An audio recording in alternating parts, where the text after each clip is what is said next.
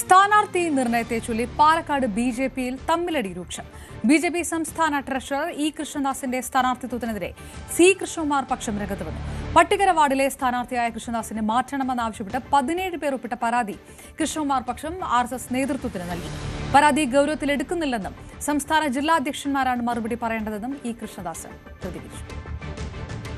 പാലക്കാട് നഗരസഭയിലെ BJPയിലെ ആഭ്യന്തര തർക്കങ്ങൾ നേരത്തെയും വാർത്തയായിരുന്നു. ഇപ്പോൾ ഏറ്റവും അവസാനമായി പുറത്തു വന്നിരിക്കുന്നത് ഇ കൃഷ്ണദാസിനെ, അതായത് സി കൃഷ്ണകുമാർ വിഭാഗത്തിന്റെ മറുഭാഗത്ത് നിൽക്കുന്ന ഇ കൃഷ്ണദാസിനെ തോൽപ്പിക്കുവാനുള്ള നീക്കം കൃഷ്ണകുമാർ വിഭാഗം തുടങ്ങി എന്നുള്ള തരത്തിലുള്ള വാർത്തകളാണ്.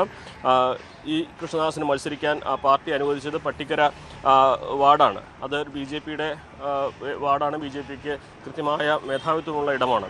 അവിടെ അദ്ദേഹത്തെ മത്സരിപ്പിക്കരുതെന്നാവശ്യപ്പെട്ട് 117 പ്രദേശവാസികൾ RSS നേതൃത്വത്തിന് കത്ത് നൽകിയതായിട്ടാണ് ഏറ്റവും പ്രധാനപ്പെട്ട വിവരം. അദ്ദേഹത്തെ മത്സരിപ്പിക്കരുത്, അദ്ദേഹം മത്സരിക്കുന്നതിനോട് താല്പര്യമില്ല എന്ന കാര്യമാണ് ആ കത്തിൽ ചൂണ്ടിക്കാണിച്ചിരിക്കുന്നതെന്നും പറയുന്നു. അതായത് ഇ കൃഷ്ണദാസ് മത്സരിച്ച് വിജയിച്ചു വന്നു കഴിഞ്ഞാൽ ഇപ്പോൾ നഗരസഭ ചെയർമാൻ സ്ഥാനം ജനറൽ കാറ്റഗറിയിലുള്ളവർക്കായതുകൊണ്ട് കൃഷ്ണദാസ് അവിടെ ചെയർമാനാകാൻ സാധ്യതയുണ്ടെന്ന് മുന്നിൽ കണ്ടുകൊണ്ടാണ് കൃഷ്ണകുമാർ വിഭാഗം നീക്കം നടത്തുന്നതെന്ന ആരോപണമാണ് പ്രധാനമായിട്ടും ഉയരുന്നത്. എനിക്ക് ഒരു പരാതിയുമില്ല. ആ ചോദ്യം ചോദിക്കേണ്ടത് ഇവിടുത്തെ എനിക്ക് ചിഹ്നം അനുവദിച്ചു തരാൻ പോകുന്ന ബഹുമാന്യനായിട്ടുള്ള പാലക്കാട് ജില്ലാ അധ്യക്ഷനോടാണ്. ഈ ചോദ്യം ചോദിക്കേണ്ടത് ബഹുമാന്യനായ സംസ്ഥാന അധ്യക്ഷൻ ശ്രീമാൻ രാജീവ് ചന്ദ്രശേഖർ അവറുകളോടാണ്. അവരുടെ നിർദ്ദേശപ്രകാരമാണ് ഇത് അനൗൺസ് ചെയ്തിരിക്കുന്നത്.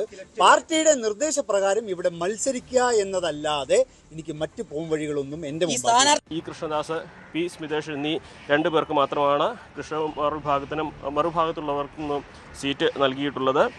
അങ്ങനെയാണെങ്കിൽ സി കൃഷ്ണകുമാർ വിഭാഗത്തിന് കൃഷ്ണദാസ് വിഭാഗം ഒരു തലവേദനയാകുമെന്ന് കണ്ടുകൊണ്ടാണ് ഇത്തരത്തിലൊരു നീക്കം നടത്തുന്നതെന്നാണ് പ്രധാനപ്പെട്ട ആരോപണം. എന്നാൽ ഇതുമായി ബന്ധപ്പെട്ട പ്രതികരണം കൃഷ്ണദാസിൻ്റെയും ശിവരാജിൻ്റെയും ഇപ്രകാരമാണ്. ഇത് പരാതികൾ കണക്കിലെടുക്കുന്നില്ല. സംസ്ഥാന അധ്യക്ഷനാണ് ചിഹ്നം അനുവദിച്ചിട്ടുള്ളത്.